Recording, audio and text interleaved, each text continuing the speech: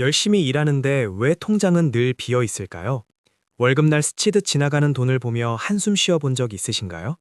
저도 자산운용가로 일하며 수많은 부자와 그렇지 못한 분들을 만났지만 돈이 붙는 사람과 돈이 도망가는 사람은 아주 작은 하지만 결정적인 차이가 있었습니다.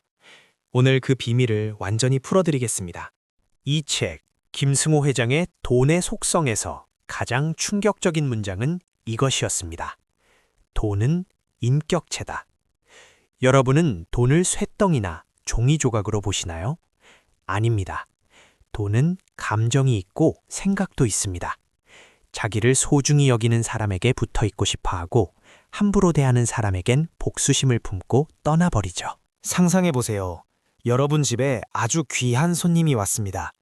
그런데 현관에 신발을 아무렇게나 벗어두고 인사도 없이 방치한다면 그 손님이 다시 올까요? 돈도 똑같습니다. 작은 돈이라고 꼬깃꼬깃 주머니에 처박아 두거나 함부로 낭비하면 돈은 이 사람은 나를 무시하는구나 라고 생각합니다. 저는 제 딸아이에게도 항상 말합니다. 길가에 떨어진 100원짜리 동전도 허리를 굽혀 주어라. 그건 100원을 줍는 게 아니라 돈에 대한 예의를 갖추는 겁니다. 작은 돈을 함부로 하는 사람은 절대 큰 돈을 지킬 수 없습니다. 큰 돈은 작은 돈들이 모여서 만들어진 것이니까요. 많은 분이 로또 같은 한 방을 꿈꿉니다. 하지만 김승호 회장은 말합니다. 규칙적인 수입은 불규칙한 수입보다 힘이 세다. 매달 꼬박꼬박 들어오는 300만 원은 어쩌다 한번 들어오는 1000만 원보다 훨씬 강력합니다. 왜냐하면 규칙적인 돈은 미래를 계획할 수 있게 해주고 조직력을 갖춘 군대와 같기 때문이죠. 돈에는 중력이 작용합니다. 무슨 말이냐고요? 돈이 많을수록 더 많은 돈을 끌어당긴다는 뜻입니다. 처음 1000만 원을 모으는 건 정말 힘듭니다. 하지만 그 1000만 원이 모이면 다음 1000만 원을 모으는 데는 힘이 덜 듭니다. 1억이 되면 돈이 돈을 버는 속도가 여러분이 일해서 버는 속도를 추월하기 시작합니다. 그래서 우리는 죽기 살기로 종잣돈 1억 원을 만들어야 합니다. 이때는 폼 잡을 생각 버리셔야 합니다. 신용카드 자르고 명품 안 사고 오직 저축과 투자 공부에 미쳐야 합니다. 이 구간은 중력을 거스르는 로켓처럼 가장 많은 에너지가 필요합니다. 아인슈타인은 복리를 세계 8대 불가사의라고 했죠. 투자도 마찬가지입니다. 빨리 부자가 되려는 조급함이 복리의 마법을 깨버립니다. 매일 1%씩만 성장해도 1년 뒤엔 엄청난 차이가 납니다. 조급함은 투자의 가장 큰 적입니다. 제가 자산운용가로서 뼈저리게 느끼는 건 돈을 버는 것보다 지키는 게 훨씬 어렵다는 사실입니다. 김승호 회장은 남의 돈을 대하는 태도를 강조합니다. 내 돈은 아끼면서 회사 돈이나 친구 돈은 함부로 쓰는 사람은 절대 부자가 될 수 없습니다. 남의 돈도 내 돈처럼 아끼는 태도가 신용을 만들고 그 신용이 결국 부를 가져옵니다. 혹시 금리 수합, 양적 완화 이런 단어가 낯선가요? 글을 모르면 생활이 불편하지만 금융 용어를 모르면 생존이 불가능합니다. 자본주의 사회에서 금융 문맹은 노예나 다름없습니다. 당장 서점에 가서 경제 용어 사전을 사서 읽으세요. 그게 여러분의 자산을 지키는 방패가 됩니다. 주식은 사고 파는 것이 아닙니다. 사는 것입니다.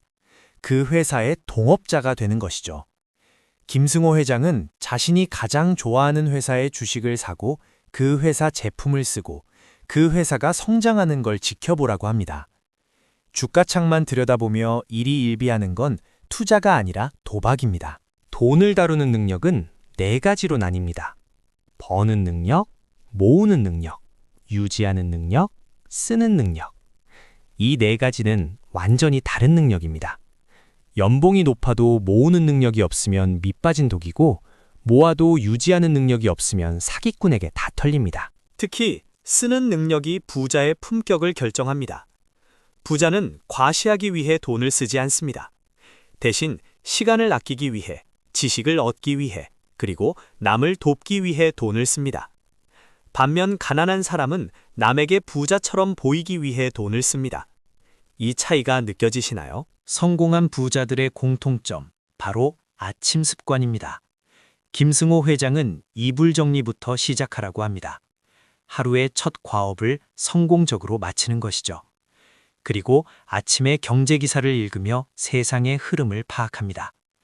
여러분의 아침은 어떤가요? 허겁지겁 출근하기 바쁜가요? 내 주머니에 있는 돈이라고 다 같은 돈이 아닙니다. 노동으로 정직하게 번 돈, 남을 행복하게 해주고 번 돈은 생명력이 강해서 쉽게 떠나지 않습니다. 하지만 도박이나 사기로 번 돈, 남을 울리고 번 돈은 주인마저 해치고 떠납니다. 여러분의 지갑 속 돈은 어떤 표정을 짓고 있나요? 경제 위기는 반드시 옵니다. 그때가 바로 기회입니다.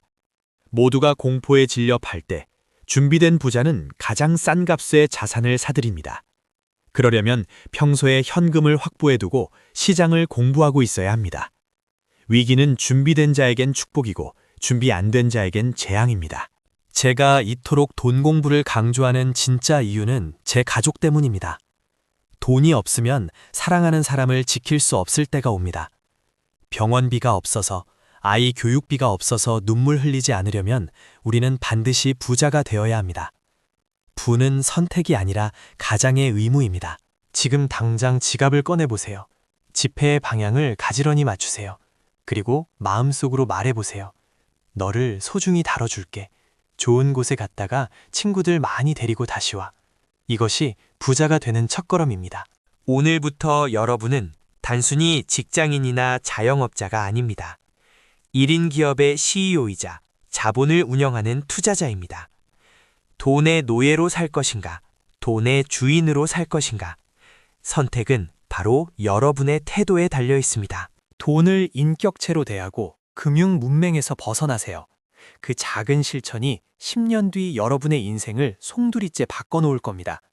오늘 내용이 도움되셨다면 구독과 좋아요 누르시고 지금 당장 지갑 정리부터 시작해보세요. 감사합니다.